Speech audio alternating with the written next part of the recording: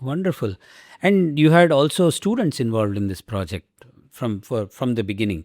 What were you think their takeaways?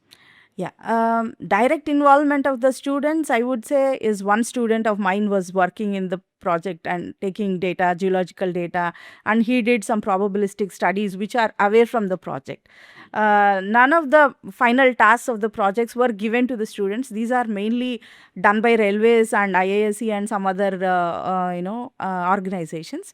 But there are some students who did extra work other than, like, if we want to do something extra, like if you have to do it in a reliability based approach, and if you want to put some more automation into it, what kind of engineering we will do in this project, that kind of tasks are given to the students. This is purely academic inquisitiveness.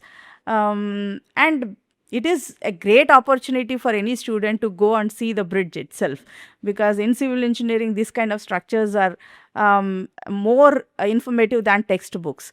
So the students who were involved in this project from every institute, or whoever has visited, or whoever has done something for the project, are very fortunate. They're all very excited when they saw this site and the project that is going on.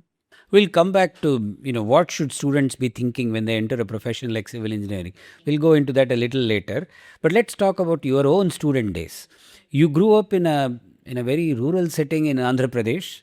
Tell us about what life was like at that time and how that brought you to civil engineering and then to IIT Madras. Yeah, I was born in a very small village, and I grew up in a very small town called Kandukuru, where I studied till my 12th class. I studied in Telugu medium. And then at that point of time, I always wanted to become a doctor. Anyone asked me, like, what do you want to become? I would instantly say that I want to become a doctor. But my parents thought, if you want to become a doctor, you have to make a clinic. This is very expensive thing. They can't afford it. They thought, like, every topper is taking engineering, so why don't you, like, join engineering? That's how I entered engineering. And civil engineering was also not in my mind. It just happened that I became a civil engineer.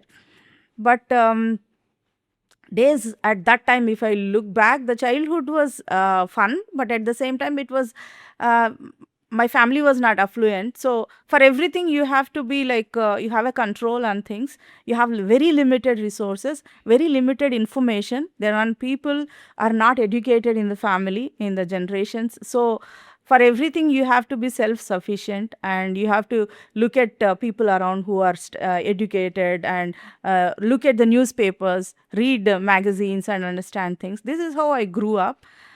One thing which stood with me from that time to this time is, as a person, I was very inquisitive, even then and even now. That's what I can say.